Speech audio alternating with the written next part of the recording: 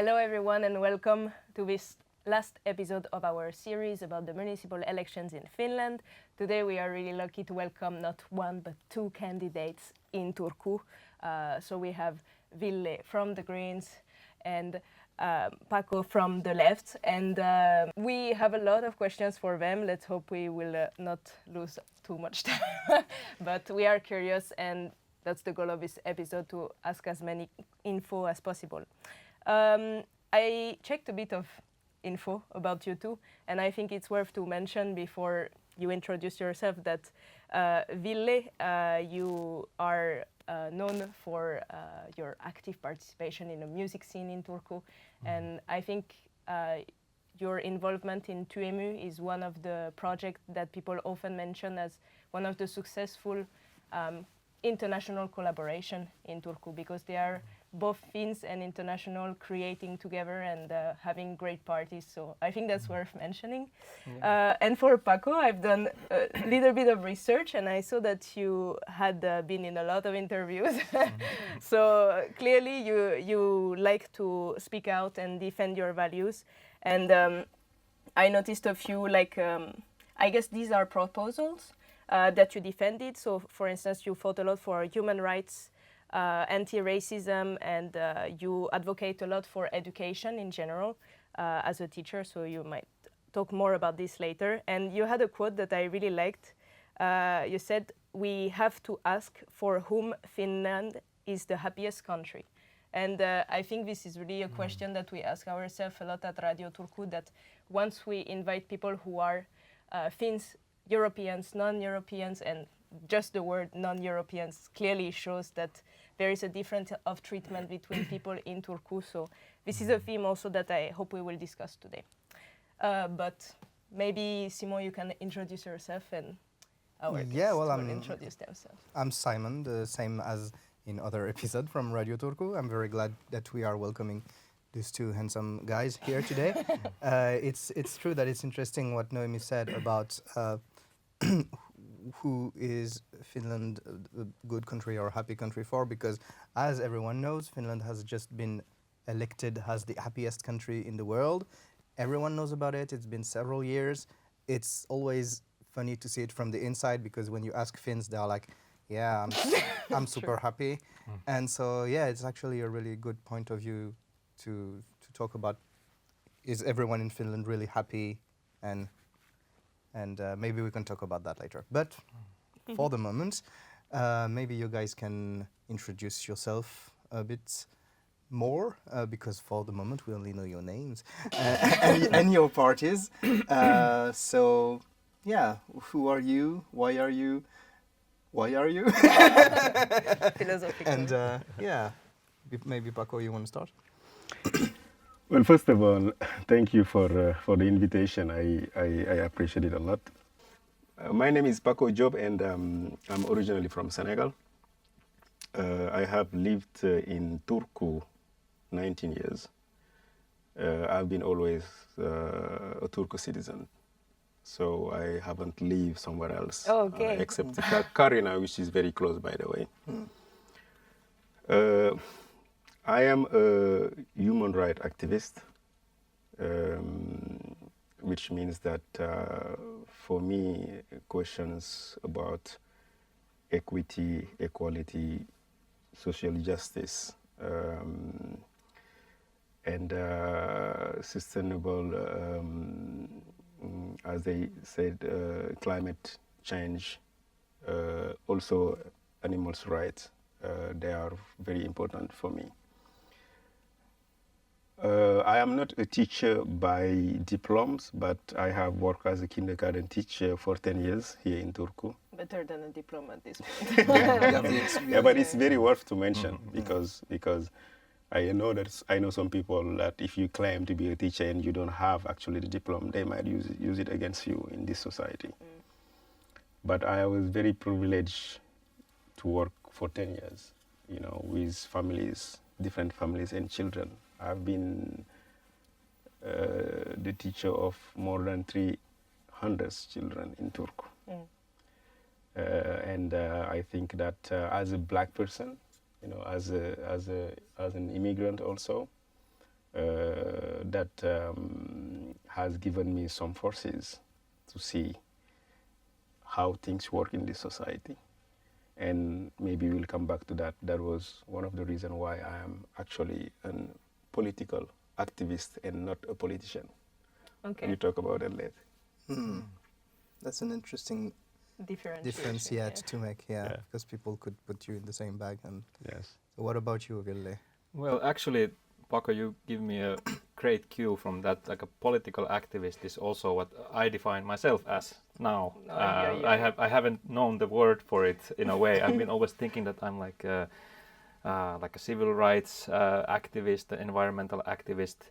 But then when I'm involved in politics, it somehow makes me a politician. And I have always stressed that my background is not in politics, but in environmental sciences and grassroots activity. But actually, political activist is kind of the term that nails it. Yeah, Thanks for this. It's more dynamic. It's more dynamic because when you say politician, you imagine someone with a tie. Corruption. Yeah, corrupted person with a tie in a desk. Exactly. Yeah, and words are really strong. They really direct our thinking and like expand our reality towards what we speak. So in a very philosophical opening note. Yeah. But yeah, to introduce myself, I'm Ville Vaurola, and second time now running in municipal election, and I was last time also a candidate for the aluevaalit regional election. And my background is that, like Paco, I've been living in Turku for 19 years now. I'm originally from Espoo and Helsinki metropolitan area, and when I moved to Turku, Turku quickly became my home of hearts, so to speak. I didn't feel a longing to return to Helsinki, except for the weekends. When I moved here, the party life in Turku was not so thrilling. Like there could be weekends and weekends without any events. And I had like this techno life in Helsinki. I went to a lot of clubs, and I also took it almost as self-evident that there are university-based, student-based organizations that create events, because there was one in Espoo and one in Helsinki, and I frequented their parties. And when I moved to Turku, I realized Turku doesn't have such a community. And I started asking questions, why? And every time I opened my mouth, I found like 2 or 3 people who were enthusiastic to start it. So then we started it in 2011. I didn't know you were one of the founders. Yeah, Okay. I'm one of the founders. Yes, Nice. yes, and I have some notes in my notebooks considering this like 2 years before it was founded. So I really did the base work for it, and that also took me to a long journey. Of course in music, but also to experience like a community life, and also like the strength of community, the values of the community, which comes from the techno culture, are peace, love, unity, and respect. And these values are actually also a big driver in my politics as well. Like the way I also advocate for the social issues and our belief in humanity, that we shouldn't lose in these times when the strong men are telling us to, believe in cynic worldview. And I have seen in practice like how these values actually carry communities and make them, as you mentioned in the start, like a place where, for example, international students can come together and create a community where everybody's welcome. And also one of the core values is that come as you are. And this I would also want to have for the Turku as a city, like to advocate it strongly outside for everybody who come. I mean, and more officially like that. But anyway, we can go more into that later.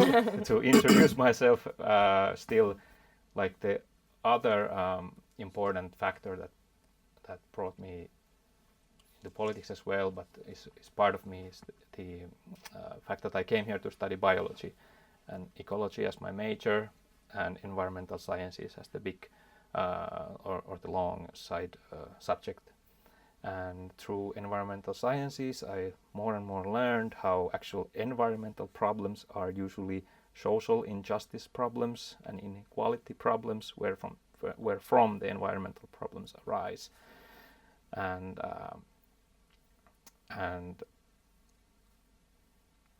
like tackling these big questions of climate change and biodiversity loss are like the things that also drive me and have brought me to be the political activist. Yeah.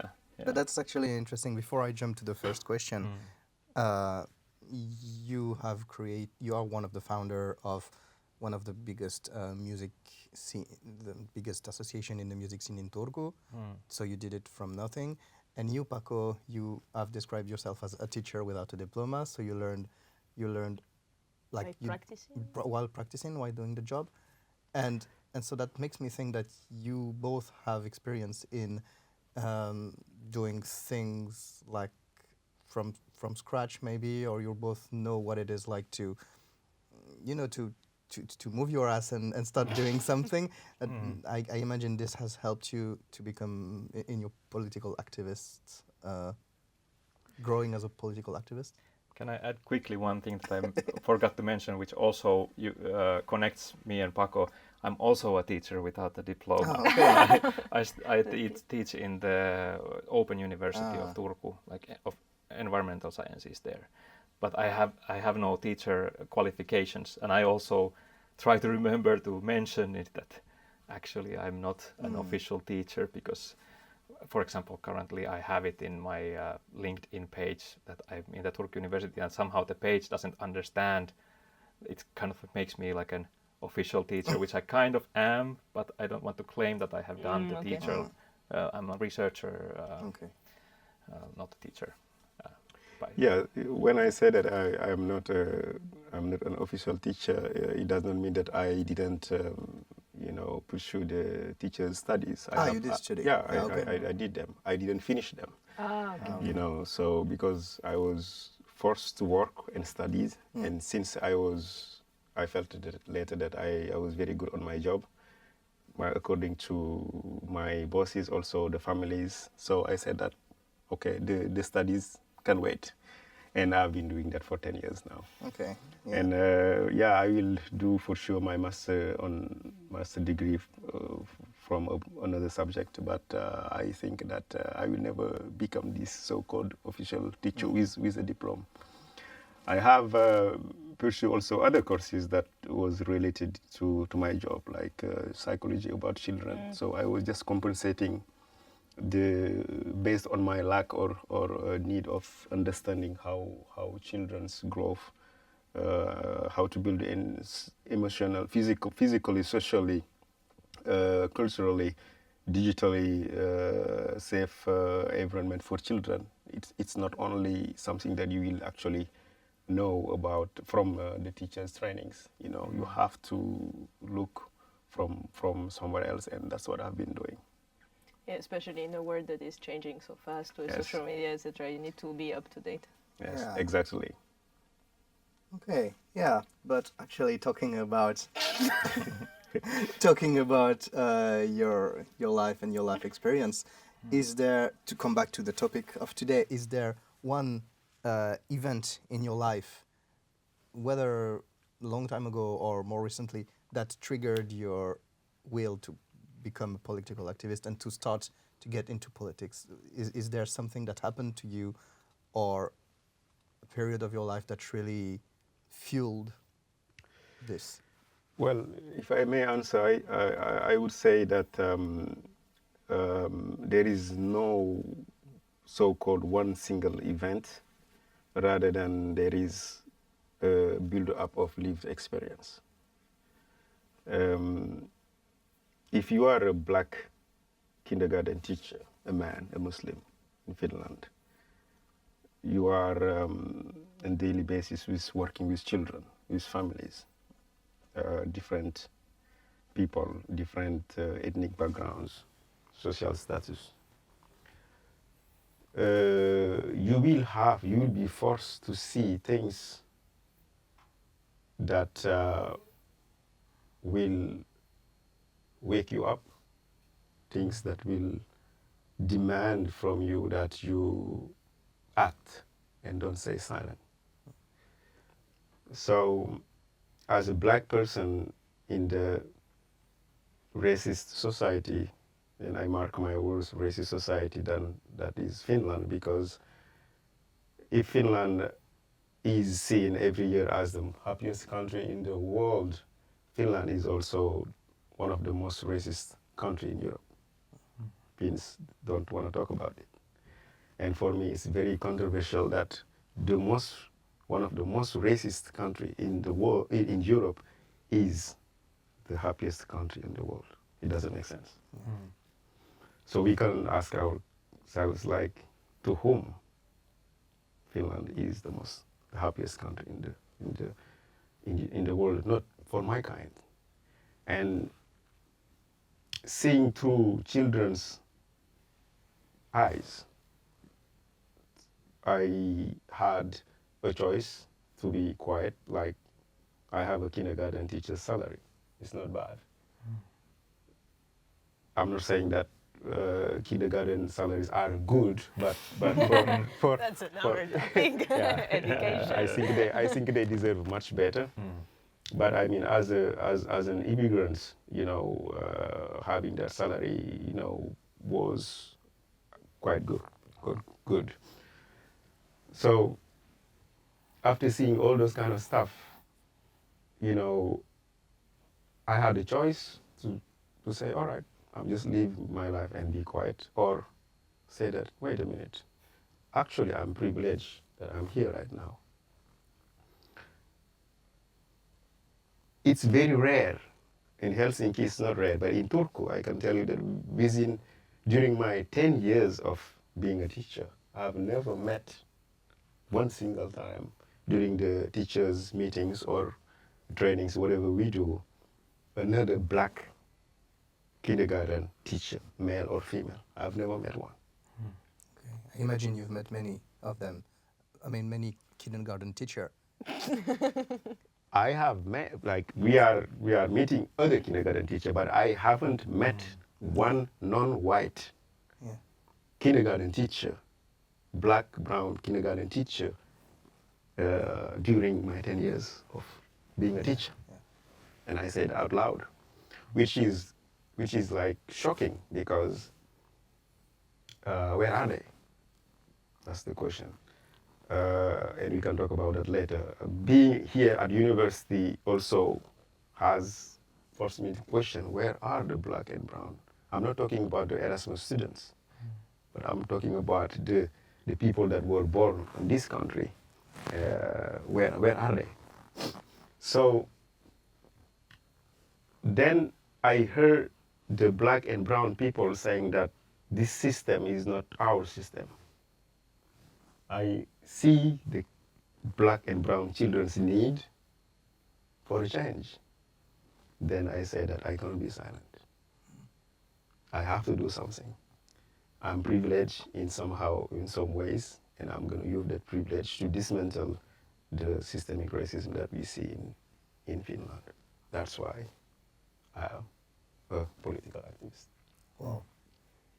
Yeah, I think it also is really important to highlight how important it is to have representations of all kind of people at such a young age. Like if you have teachers who are from another country, who are black, who are, I don't know, gay, anything, it makes it normal also. And then the kids will grow up with this representation that it's perfectly normal, that we are doing stuff together, and I would never even ask myself questions about this. Yeah. Yeah, exactly. That's true. And actually, this led me to wonder: have you ever faced racism in your job, like from parents of the children? I would expect. I mean, it's almost a rhetorical question, but still, if you... Yeah. This is actually a question that I'm going to be very blunt and straight to, because we are here sitting, a black person, 3 white people. The question itself, like if you are a European or you live in Europe, asking a black person, did you face racism? is kind of like, how do I put it? Like, it's so obvious that we face racism. It's so obvious, like, black people will decide to see what they are facing as racism or not to see it according to, like, based on many things.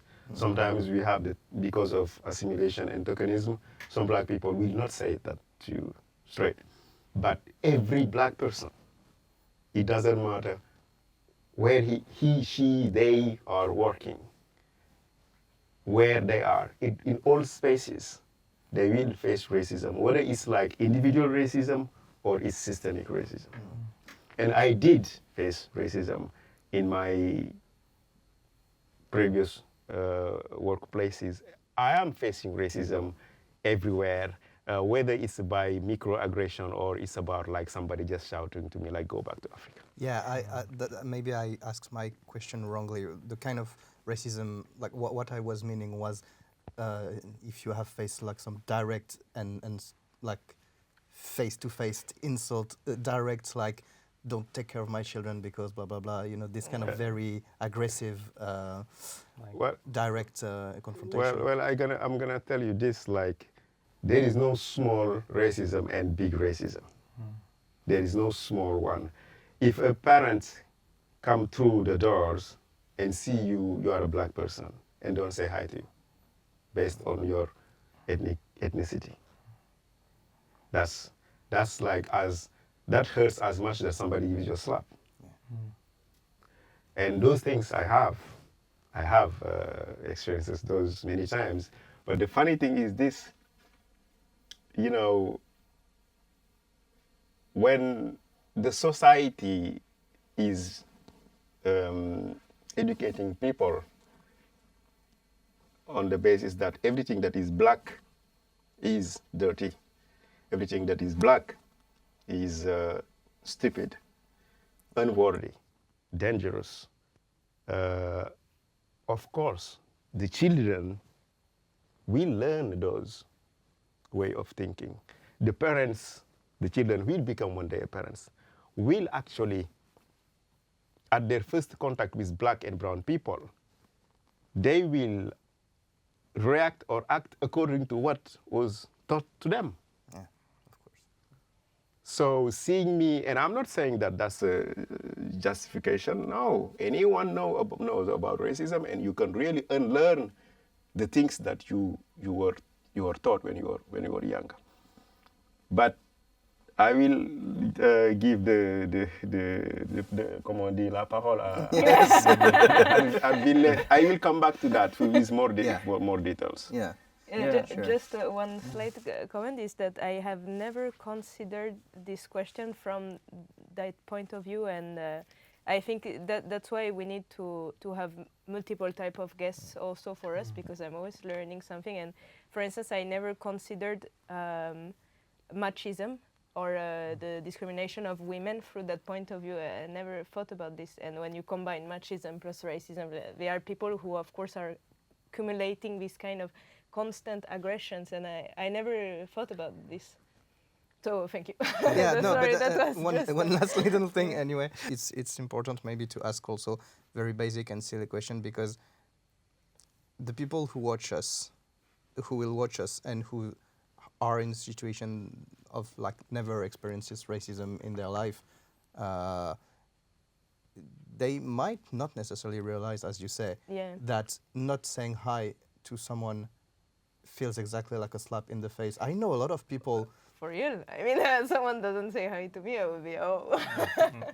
Well, I'm sorry, but if someone I know comes to me, or someone I don't know and for some reason don't say hi to me, I might just react like, well, okay, he maybe is in a bad mood or whatever. Okay, I don't care. And a lot of people might think like that and might not necessarily think that. Yeah, because you're not okay, in this situation. For you, it just has to be racism most of the time, you know.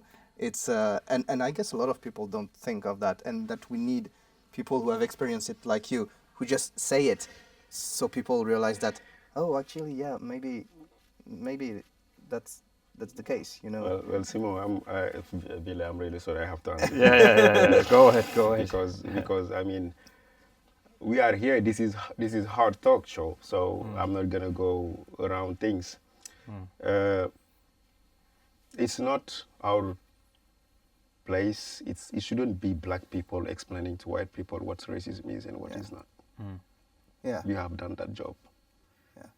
It is the jobs of white people to do self-reflect. Yeah. Every time that a black person said this is racism, that's racism. Every time I say. People are saying that, yeah, you use the racist card. I said this. And this has happened to me many times, you know. As a kindergarten teacher, it has happened that a new parent, because every year, the groups change. When they come to the group, what they do, they are like, hey, where is the teacher? Ah. I'm in front of the door. I open them the door. Oh my God. Like you might think, and I'm not saying I understand, but I think that after this you will think about it. Like as a white person, you cannot see that. Yeah.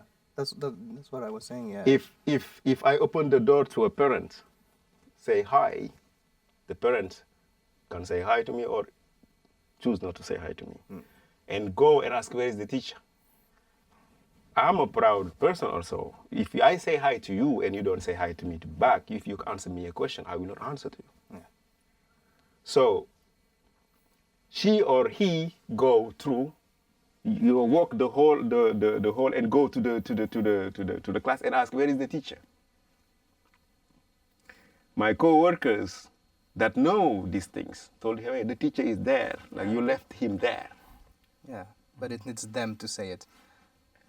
But they have to come back and ask question that they need to ask. So you tell me if that's racism or not. Yeah, I mean, for me, of course, I see it as racism. It is racism. And can you believe that? Can you believe, as a black person, I have signed to protect, love your child for the whole day, and the days are many. It's a whole year. And you cannot even give me, the benefit of enjoying my dignity because of my skin color.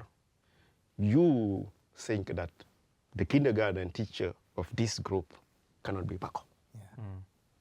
Yeah. Or you think that by hearing the name Paco, you think it's from a Spanish white European who will be teaching my children. So it is time that white people, self-reflect. Racism and anti-racism, between racism and anti-racism, there is no like a middle ground. Yeah. A comfortable chair where I sit like, is this racism or is this anti-racism? You are a racist. I'm going to put my hand there so that I'm not talking to you. You are a racist or you are a anti-racist. Yeah. Yeah. It's good to talk about this because I think these are topics that often people are shy to discuss it, especially on a show. And I think this is why we go to vote also. It's to bring up these kind of topics and really to be there, to be a candidate and to vote, to go to vote. I think this is the best you can do to show that we exist.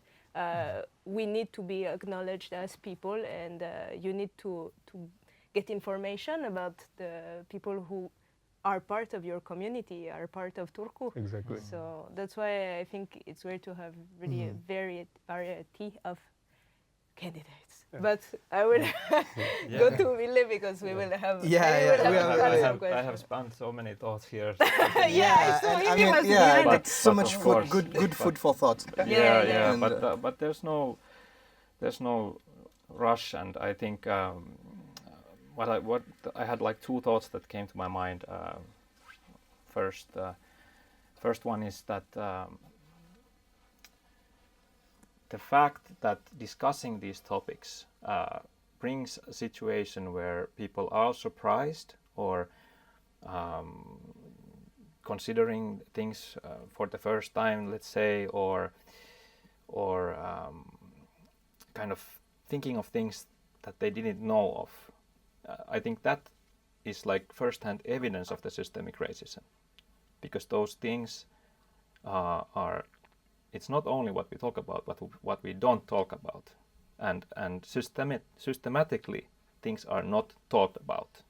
So basically that shows it. Like every time when I imagine, like Paco has had several and immeasurable amount of discussions where you have had to kind of explain these things, and then it always comes to the front that the systematic racism is still there, you know, because those things have not been reflected and not been like openly advocated by the white.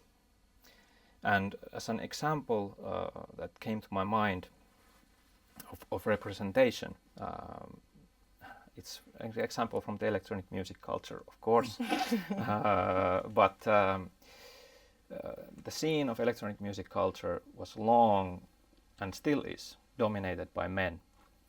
Like, it was usual that there were only men who play as DJs, for example, or men are producers. And then when people come to parties, they will see the male DJ playing.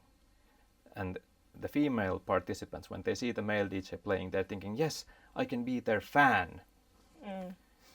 But every time there's a female DJ playing, they can see that I can be that DJ someday. Yeah, it's a really good example. Yeah. And it's not enough for the female DJs to advocate for that, but it's for the male DJs to be aware of this and not organize parties that are putting out flyers that now we have some, like, you know, female Grace here playing, like, you know, Pink. like yeah, like because that kind of like stuff has happened in the scene also, like, which is like, no, the way is not to somehow make it as something special, but it must be normalized. It has to be normal. It has to be equality like concretely, not like some celebrated event, but it's like, and I think one of my nicest moments in Työmy was this one party that we just realized that the whole lineup, all the DJs except for one were female, and we didn't plan it.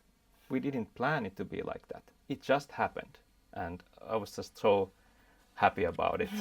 It's happening, and currently the scene there has been lots of improvement, that it goes to the right direction, but as in all civil rights activism, it's not like a process that it's done one day, but it's like an active, you have to be constantly active about it and keep being active, because the moment you stop being active, it starts to deteriorate towards the powers that are still dominant, and it's not complete equality. So the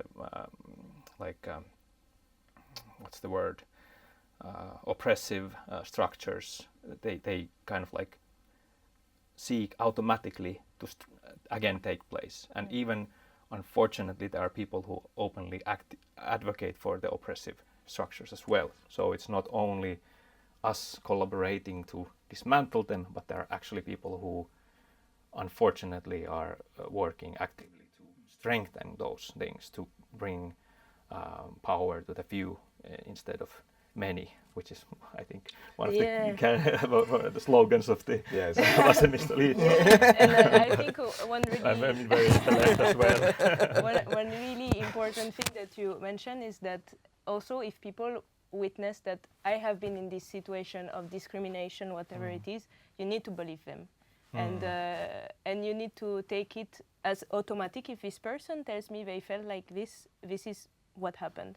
And I think it's important to show that for sure it's a learning process. We need to do constant effort, and it happened to me to have a friend saying, for instance, she's from Asia, and to tell me, I went to this place and I really felt like everyone was watching me, and even kids, etc. And I was like diminishing it. So I was like, it cannot be.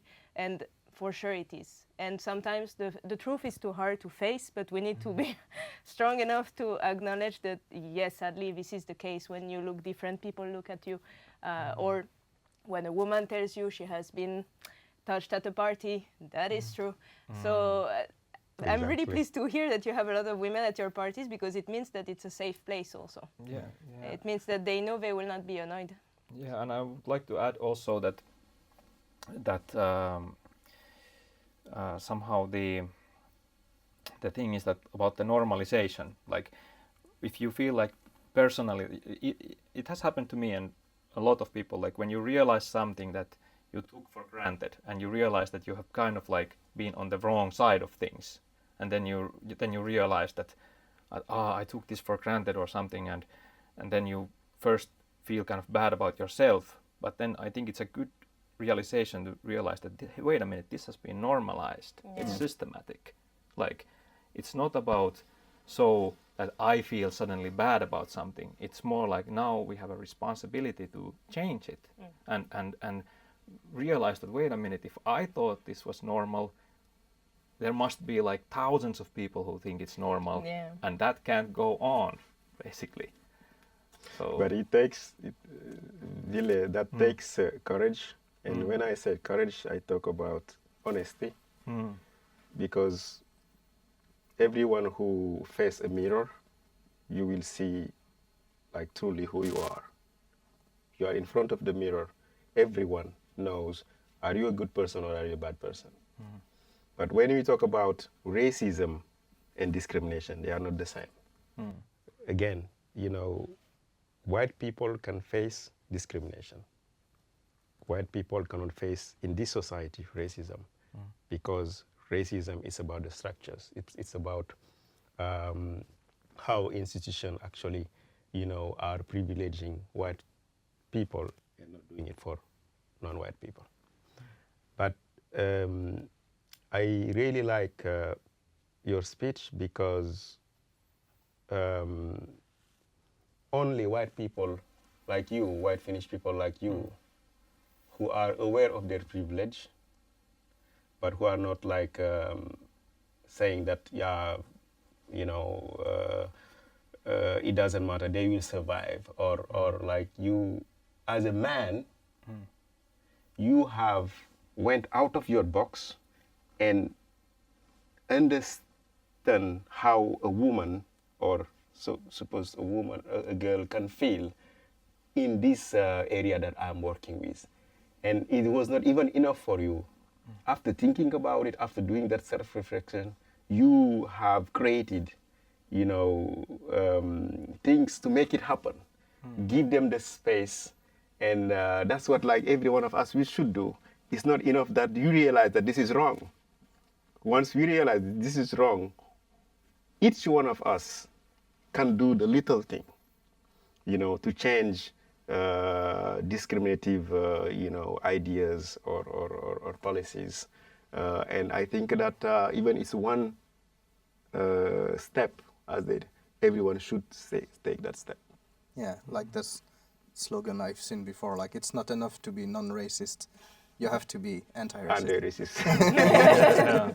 Okay. Thank you. Yeah. So, Ville, what was for you? Was it an event that wanted to suddenly get fully involved into politics, or is it more like Paco, a succession of realization and? I think it's a bit of both.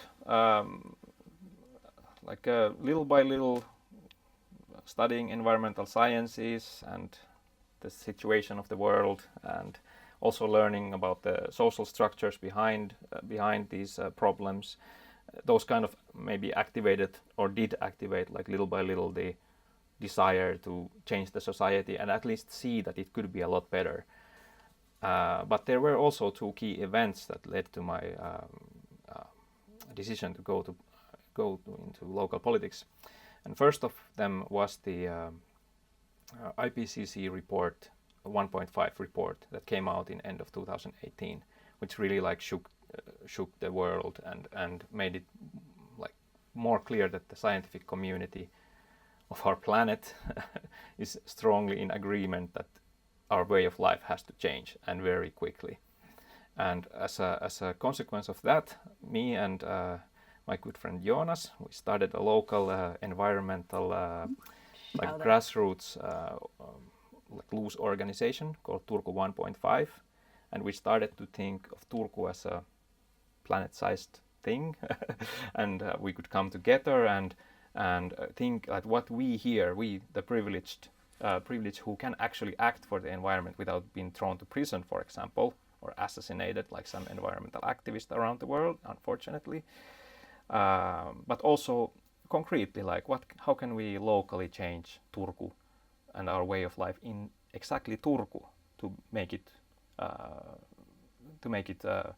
in line with the new information that we cannot go on like this.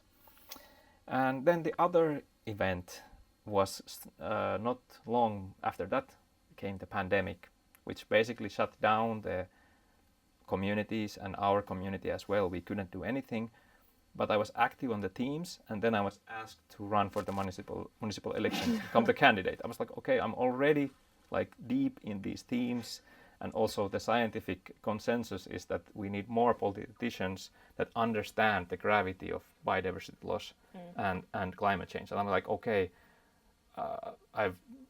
I'm teaching environmental sciences. I'm that candidate. So I had also, it's similar as Paco, I had the calling of being the political activist. So I thought I will make myself available for voters.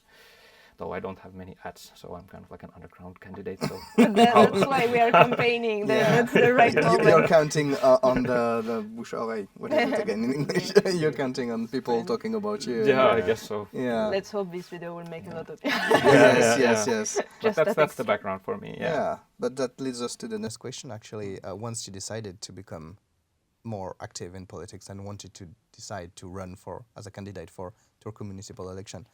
How did you find the process to become a candidate to be? Was it hard or complicated, or what issue did you face when you really went on to really going with the full process and the papers and whatever to become official candidate?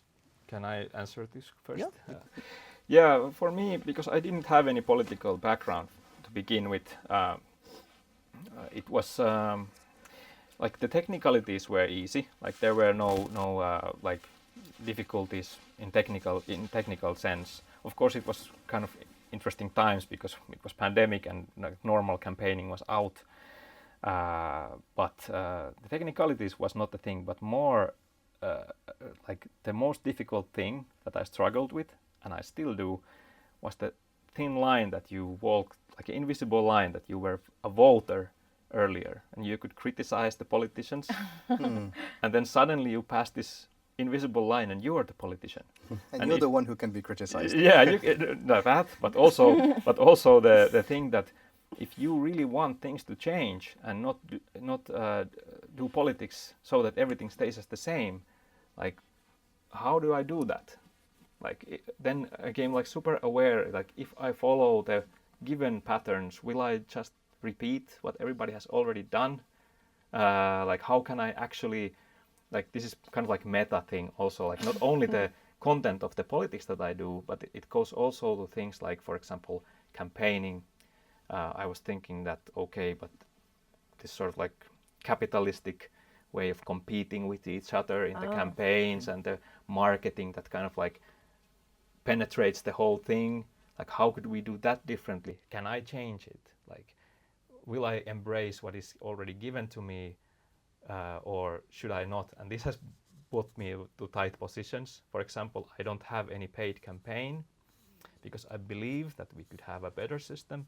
For example, we could have like at vaalit.fi or Turku official sites because in practice, basically, the city needs the decision makers. It's like a job, and they should have like an official site with not only the candidate's info but also the decision history, so that people who vote would actually see that is this just an advert, like a nice one-liner, but then actual decisions are they consistent, and then voters could then see that should they maybe vote for a new candidate, or should they vote for the person who has been consistent for a longer time, or stuff like that. So this is just to say that this is one of the examples that if I just like let go of the thought and think that I will change it in the future, like somehow, but for now I will just take the given approach, then I fear that there's this it's in Finnish kaltevan pöydän argument. It's like this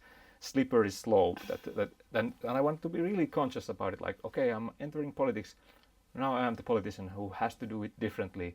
But there's also the catch, like, I don't want to make it impossible. Like, kind of like a joke related to this is that I said to my flatmate that now that it's the election time, I shouldn't talk about myself because I have this interest of being elected. That I should rather like post about things when there's no elections. But of course that's taking it a bit too far, I think. But yeah, this is kind of stuff that I struggle with. Yeah. Okay. What about you, Paco? The process to become a candidate, how was it for you? Yeah, well, thank you, Ville. You know, your approach is very interesting, and I think that I have learned some new things. Well, it was not easy, and I'm not gonna pretend it was, for the reason that you can imagine. I mean, if you are an immigrant, you are a black person, making your ways, you know, to politics decision-making rooms are hard, because from us is expected to be the best of the best. I mean, we have to work twice harder than a normal white Finnish person. If you, as a black person, want to be a political activist or a politician, you have to have a very, what I call like clean life, in the sense that in terms of criminality, in terms of being involved with law enforcement or like doing some shady stuff. If you have done that, you're gonna be crucified in this political landscape. You can choose to do it because when we see that the Finns parties is filled with criminals, people who have done horrible things, and still they are candidates. We black people, we cannot afford that. So it's not easy. I was picked by the Green first, and later also by my political party, which is Left Alliance, based on the activism that I do. That's why I would like to add that there is no change between me criticizing, advocating for human rights during election and off election time. And that make it easy for me. So I don't need to pretend. You know, I'm talking about the same stuff after the 13th of April. I'm gonna continue talking about the same stuff. And you see, by doing that, you will have people's attention, and you will also touch people's heart, because you are not just speaking, you are not just talking about yourself. You are also, you know, proposing solutions, how we can all, regardless of our ethnicity, you know, gender, non-gender, religion, we can live together and build a safer place for also the children. I will move on to one maybe question that will make it clearer for the viewers what your parties are. So could you summarize briefly for someone who is not aware at all about politics in Finland, what they represent? Yeah, well, I can start from the Green Party. Like, as I mentioned, I don't have a political background, but when I chose the Green Party, I did it much because it had the most concrete and extensive list of actions to battle climate change and biodiversity loss, and it's a very like science-oriented party in like informed decision making and the best available knowledge as the key lead to decision making, not only environmental stuff but also economics and basically every field that the Green Party respects the specialists who have actually studied the stuff that is being discussed and that and also as in municipal level, just I would say that the Green Party or one of the main things about the Green Party also in municipal level is, for example, to increase the area of protected forests and protected ecosystems or habitats, and also to direct the city development towards more sustainable green goals. So I could easily like sign up for this and I guess that kind of like summarizes it. So I would say that the green and the left are very close to each other. We are kind of like somehow, I would see it as the sort of different mode of the same main thing. There is even like this, I don't know what it's called in Finnish, like vihervasemmisto, like green left kind of movement as well. So I could easily also advocate for the leftist party, and I do. and also I have to say that my mother is a leftist candidate in Espoo for the first time now. So. Okay. I'm not surprised.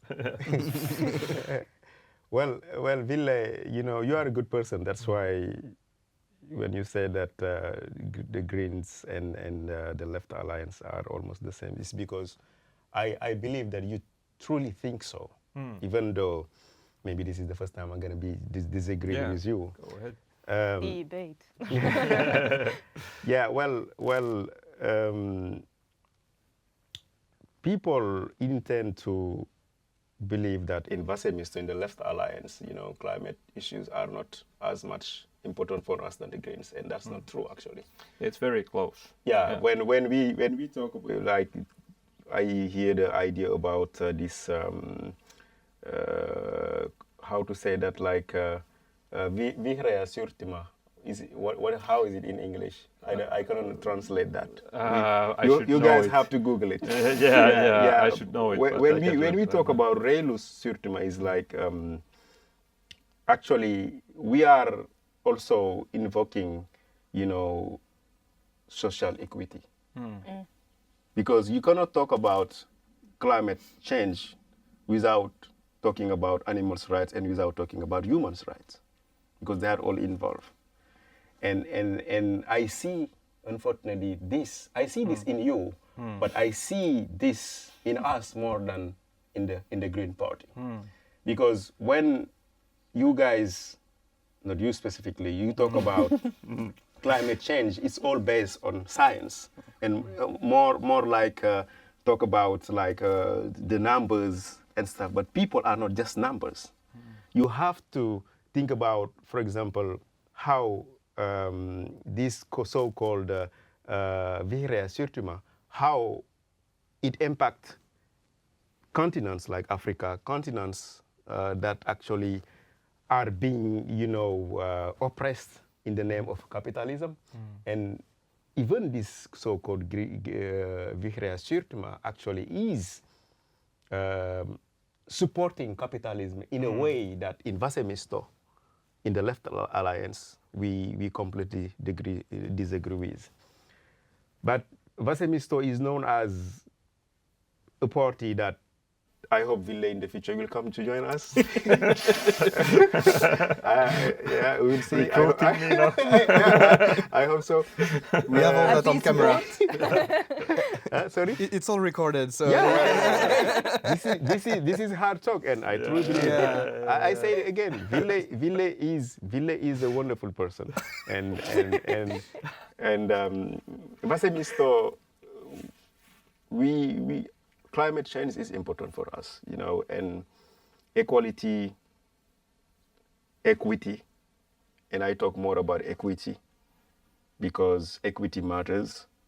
When we are in Finland, in a society where black and brown people, BIPOC people are really like, their voices are not heard, we have to talk more about equity than equality. It matters. For us, health, welfare, social welfare for all, it matters. That healthcare should not be just for the rich people. It should be for everyone. Education matters for us. We want also that the public, spaces, the public, how to call it again? Transport. Public transport, public services. Sorry, that's what I was looking. Public services should be accessible for all the people, regardless of their social status. And this is why Ville, the left is the real one. Yeah. I have to say that. Yeah. But even though I wish really your kind of people will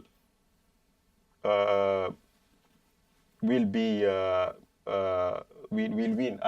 If I could choose, I would like to have you as council that is sitting in the green parties, because I know for sure that you and I, if I pass through, we could collaborate. Yeah. And we need Certainly. Collaboration. Indeed. We don't have to be like 100%, on the same pages. But I absolutely sure that with people like you, we can always do something good, because at the end of the day, it's not only about us. Yeah. I would add also that. But it's the that- last point that you add, because I want to hear about your own program. Okay. This is a quick point, but yes, I totally agree that some of the criticism about, for example, the vihreä siirtymä, or the, let's call it green transition, I don't know, but anyway, it's called for, because I think we normalize a lot of things that are, for example, like cars, like polluting things, but we also normalize like the good, kind of like good solutions, which are also part of the expansive, like imperialistic economy. So basically, those things are normalized, and those have to be called out also within the Green Party, and that's also one motivation why I'm in the Green, because I want to also affect internally, but also Green Party, for the Green Party, the same kind of values are really close to us as well. Like, and I would like to see it so that indeed, like for example, climate change and climate science, while I kind of put it out in this natural scientist mode, like two in the numbers kind of thing, but I would like to see it so that actually the science shows that the issues are social, like they are, like for example, women's rights, like just to better the women's rights around the world, and especially like black women's rights, those have direct environmental impacts.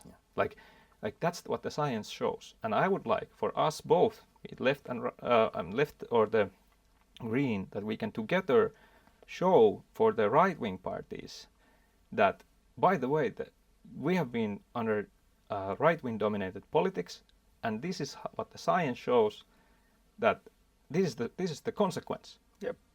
And we have to do it the other way. So, and still to add one thing that I want to say, that it's artificial for us to even think about these, parties in a way, because in the end we are citizens of this city, which need decision makers, and we are all the citizens, and we are needed. And then suddenly we wave different colored flags, like we are humans, people. Yeah, all the same. Yeah, and even like any minority is. I'm sorry, I'm just. No, like, no. Okay, no, Not too because long. no. It's just that I have studied linguistics and minority language, and we've seen that even in the context of minority language, which sound completely unrelated, even that has impact linked to climate change. So it really Okay. is everywhere. Yes. It's So that's a cool fact. Yeah. But then, Ville, you talked about the party in general, but 3 measures to convince people to vote for you, or 3 values that you would defend during your mandate. Well, they align, at least in parts, completely with the green agenda. First of them comes from like stopping the biodiversity loss. Currently, for example, of the forest type like habitats in the southern Finland, 79% of all forest habitats are endangered in Finland, which comes as a surprise for many because Finland is often advocated as the land of the forest and nature like well-doing country in that sense, but it's all like economic forest. So my measure is to really like strongly advocate for protecting more of the habitats. And for example, we have to protect more forests, not only the old forests, but young forests, and let them grow old, because we need more old forests, and it takes maybe 50 years, 100 years, but we have to make those areas available for the forests. That's like very important thing to do locally. And there's sometimes like these arguments that you meet on the street that, but what about the people in China and India? Like, what does it matter that we do locally? And then I ask them that, okay, but how do you protect the forests of Turku in China? And that usually like stops the argument there. Like, okay, You need to be prepared. Yeah. And second thing that I strongly advocate is to dismantle the normalization of the auto, like car dominant city. Like that's like the utopistic vision brought to us from the United States earlier, or maybe first cars were also in Britain. But anyway, like it's an utopistic vision that people think is realistic, and it's not realistic, unfortunately. And if you think about it, how normalized it is, then consider like, is it normal that everybody drives several ton wagon every day through the city, making a lot of noise and dust, the tires pushing microplastics into air and in our water streams and all that, and then we build all the fill all the living surfaces to make room for these devices, and then we live amongst them, listening to their grinding sounds all the time. Is that the best that humanity can do? Is my question. I strongly push like we have to have like more lush cities, and many of the environmental problems come from the fact that cities use resources like way bigger than the actual area that they are. Like they mine the things from the earth, and citizens don't know these connections. But anyway, the car dominant cities, like questioning that and working for something better is one of my main things. And lastly, the third is what we have already been discussing here actually, the peace, love, unity, respect values that give sort of a point to trust in humanity, and especially on these times we have to and I would like to work for that the Turku as a city and we as political activists or decision makers openly advocate for this thing, that which means in practice like dismantling the structures of racism, for example, and also like actively actively making the city safe and welcome for everybody, no matter who you are. Those are my 3 key things. Efficient, perfect. Great. What I about you, thought I was Paco? talking forever. No. And you gave clear examples. So. Yeah, great speech, Ville. I have already talked about our party's program, and I don't think there is a big difference between my own program, which, by the way, is in Finnish language and translated also in English if you go to www.pacodiop.fe. So what I want to talk about with you guys that are the internationals is simple. Your vote matters more than you can imagine. You can choose to not vote, but that decision of you not voting implies that you are giving the tools, the means to people who don't represent you and will not represent you in the decision-making room. They will make decisions at your place. So not voting is voting for the other side, which doesn't necessarily represent you. And I think that if we live in Turku, if we study here, if we work here, if we have children here, we have friends, families, this is our home. And if we consider Turku as our home, it means that we have rights to shape it, and not voting in will not help us to shape Turku as how we want, which means like benefiting from our rights. So you are involved, whether you like it or you don't. Don't wait to be invited.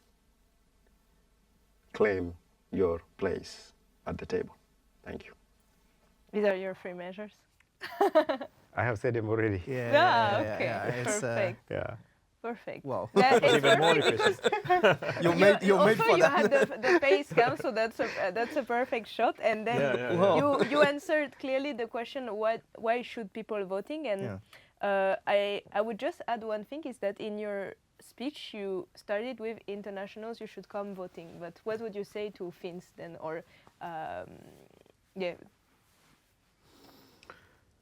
Well, I see myself as a Afro-Finn, actually. But you have the nationality, right? Yes. Yes.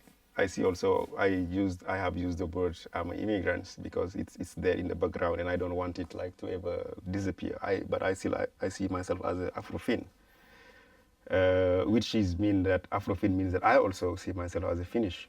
I have Senegalese background, which is there very, deeply rooted.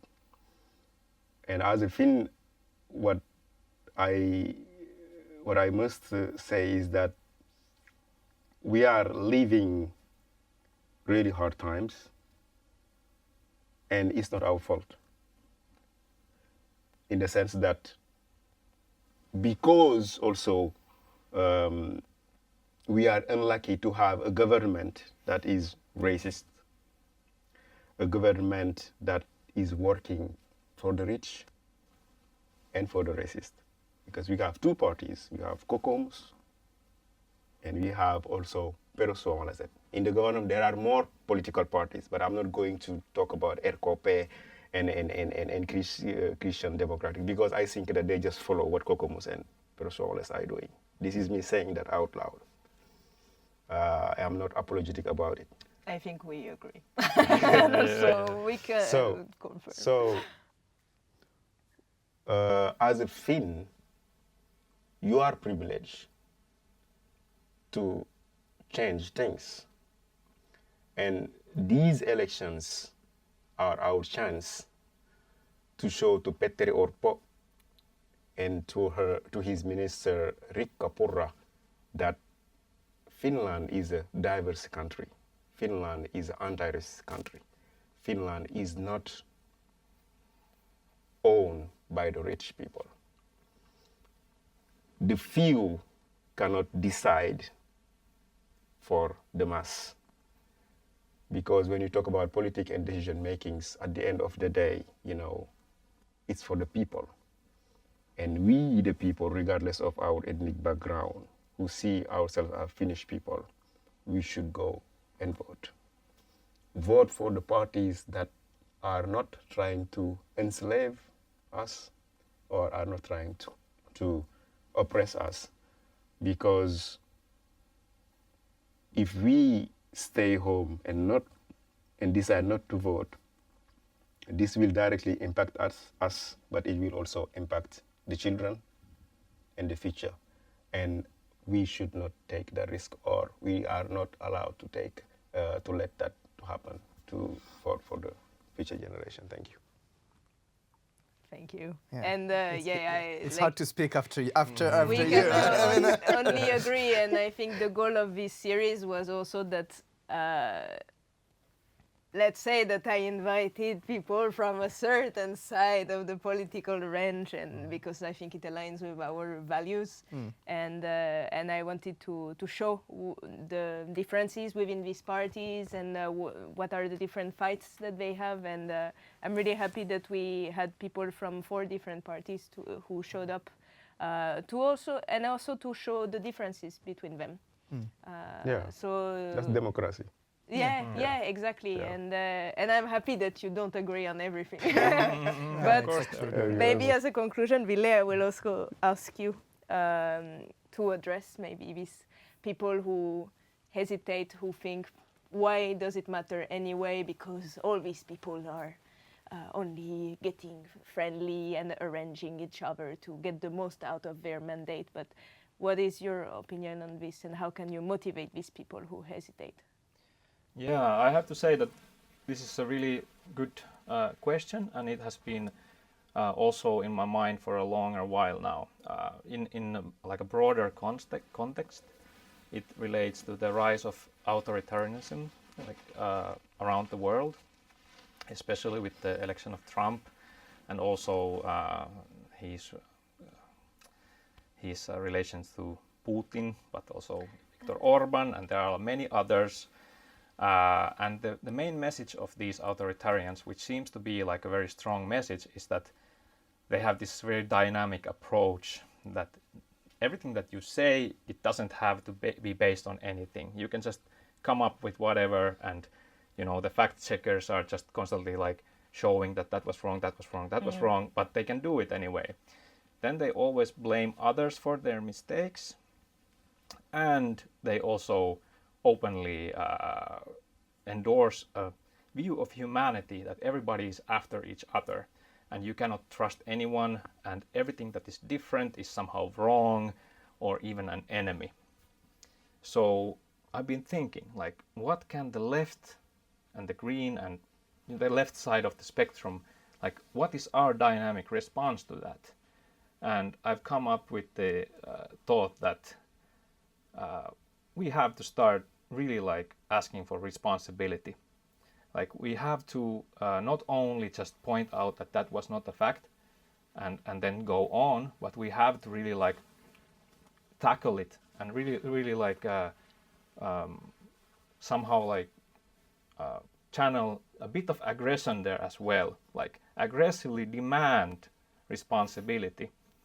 And what is important as a voter is that you don't believe the lies of the authoritarian leaders about the whole idea of humanity. Like, if you buy that idea that you cannot trust your neighbor, or the immigrants are somehow the enemy or something, that divides the Europe, and it divides us, and divides us locally, divides us Finns as a country, our society. We don't want to go that way, but instead it's high time we go the different way, and by voting you can actually have a chance to do it. Like Paco said earlier, like, if you don't vote, then you are actually supporting basically these these people who believe in cynicism. So we shouldn't give up to the cynicism, but instead collaborate and build things together. And I hope that one day we can actually live in a world that has no dictators, because we ridicule them and we won't take it anymore. Thank you. Wow.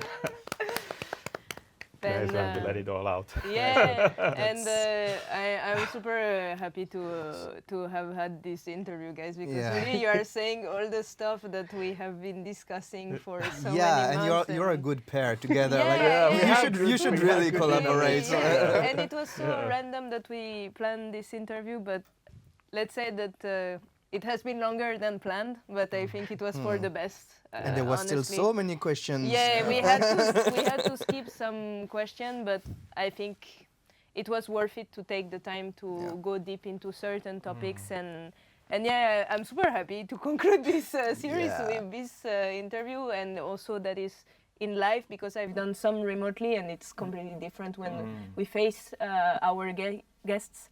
So thank you for coming, guys. Thank you for your time, and vote for the people who will support you, who will represent you, and who will defend your rights. I think that's the best that you can do. Thank you.